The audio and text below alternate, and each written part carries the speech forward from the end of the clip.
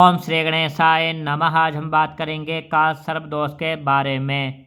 का सर्पदोष यानी पितरों का दोष। बहुत सी ज्योतिषी का सर्पदोष को पितरों का दोष मानते हैं, परंतु मेरे अनुसार यहाँ नाग नागिन का दोष होता है।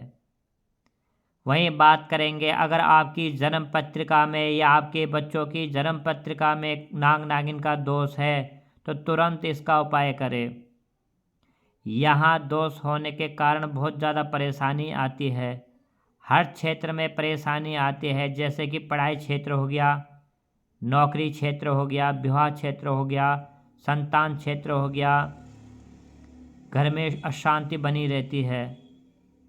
आप बहुत मेहनत करते हो, आप जैसे कि सरकारी नौकरी की तैयारी कर रहे हो, आप बहुत मेहनत करते हो, कहीं ना कहीं आपको असफलता प्राप्त होती है, आपकी सरकारी नौकरी नहीं लगती है, तो यहाँ नाग नागिन दोष के कारण भी होता है।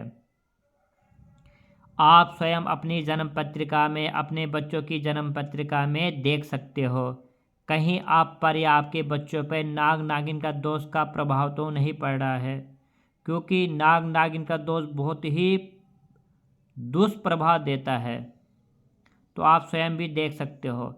तो जैसे कि आपकी जन्म पत्रिका, आपके बच्चों की जन्म पत्रिका ऐसी होगी, 9 ग्रह होते हैं, 12 राशि होते हैं, तो 12 राशियों के हिसाब से यहाँ 12 घर होते हैं। जैसे कि यहाँ 1 2 3 4 5 6 7 8 9 10 11 12, ठीक है।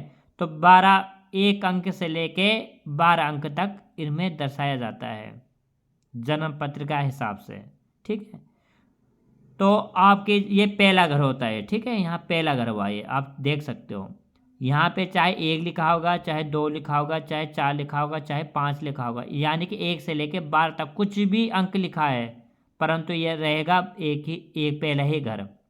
तो आप गिनो 1 2 3 4 5 6 7 8 9 10 11 12, यहाँ से गिन के 10वां घर है, ठीक है। यहाँ चाहे 2 लिखा होगा, फिर रहेगा 10वां घर, समझ रहे हो। तो आपने कैसे चेक करना है कि नाग नागिन का दोष है या नहीं। तो राहु, ये यानी कि राहु, यहाँ केतु, ये पहला घर हुआ, ये 7वां घर है, आप गिन सकते हो 1 2 3 4 5 6 7।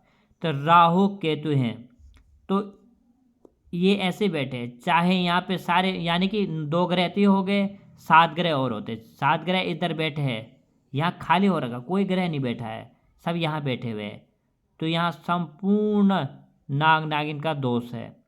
राहु केतु इस तरह से वैसे बैठे हुए, यहाँ खाली है, यहाँ ग्रह बैठे हैं, यानी कि 7 ग्रह बैठे हैं, यहाँ खाली, यहाँ कोई भी ग्रह नहीं है इन अंकों में, ठीक है। तो यहाँ ग्रह बैठे हैं, यहाँ खाली है, तो यहाँ भी संपूर्ण नाग नागिन का दोष है, यानी कि आप पे नाग नागिन का दोष का प्रभाव है।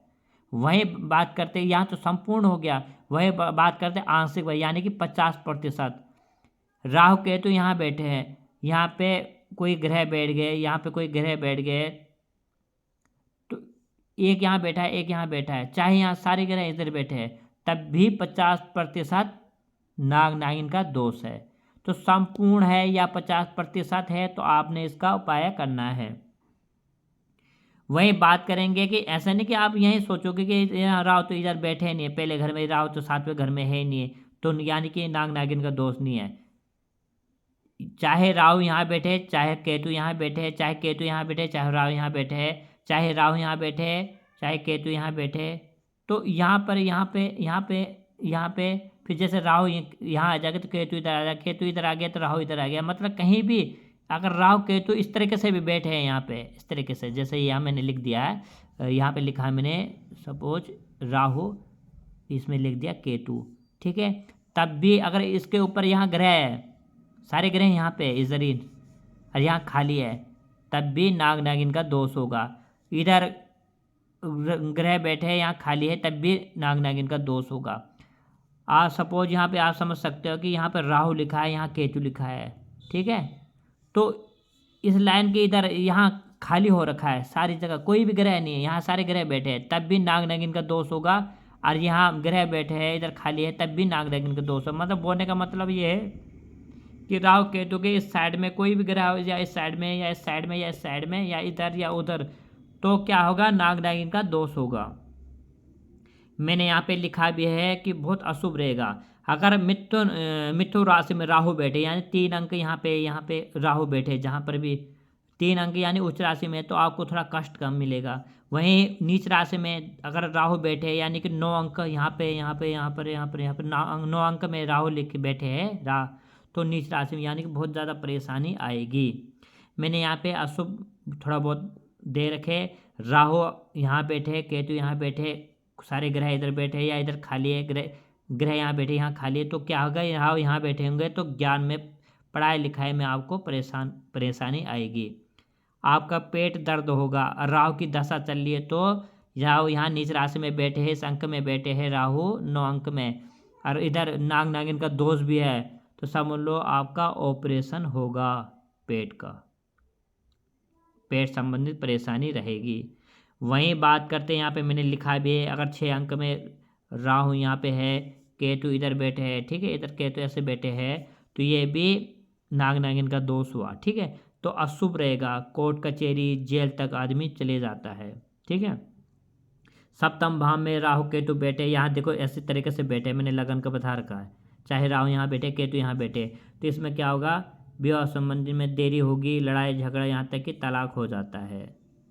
अगर राहु केतु नीच के है और राहु की दशा चल रही है या केतु ग्रह की दशा चल रही है, यहाँ पे राहु यहाँ बैठे हैं, केतु यहाँ बैठे हैं, तो भाग्य आपका कमज़ोर हो जाएगा। आप कितनी भी मेहनत करते हो, कहीं ना कहीं आपको असफलता ही प्राप्त होगी। राहु केतु यहाँ बैठे, चाहे राहु यहाँ बैठे, चाहे राहु यहाँ बैठे, तो आपकी सरकारी नौकरी में दिक्कत होगी।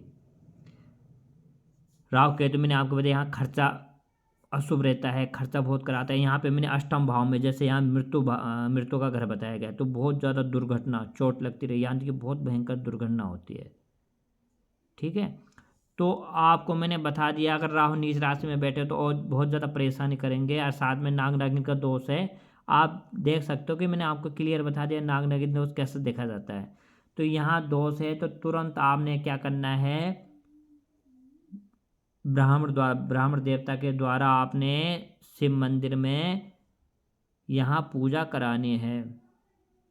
शिव मंदिर में नाग नागिन का जोड़ा लेकर विधि पूरा आप बता सकते हो, जन्म पत्रिका की स्वयं भी देखो, और ब्राह्मण देवता की है, ब्राह्मण देवता और इस तरह हम ये नाग नागिन का दोष आ रहा, कैसा पूजा करनी, कैसा, तो आपको क्लियर बता देंगे क्या सामग्री आएगी, कितने दिन की पूजा होगी, तो ये ज़रूर कराए। और साथ में कोई बहता नदी होगी, चाहे गंगा है चाहे कोई भी नदी हो, आपने तांबे के नाग नागिन बनाने हैं। विधि पूर्व आपने पूजा वूजा करा के मंदिर में ले जाके आप अपने हाथों से भी उस नदी में प्रवाहित करें, उनको छोड़ दिया कि हे नाग नागिन देवता, जो भी दोष है हम पर आपका, वो कृपया आप उन दोष को दूर करें, हम आपके शरण में, हमारी रक्षा करें। इस तरीके से आप हाथ जोड़कर प्रार्थना करें कि जितने भी नाग देवता, सर्प देवता है, चाहे भूमंडल हो गया, चाहे ब्रह्मांड हो गया, चाहे समस्त तीर्थ में जितने भी नाग नागिन देवता है, वो हमारी रक्षा करे, हमारा इस दोष को दूर करे, इस तरीके से प्रार्थना करें। तो आप समझ सकते हो कि यहाँ जरूर कराए पूजा।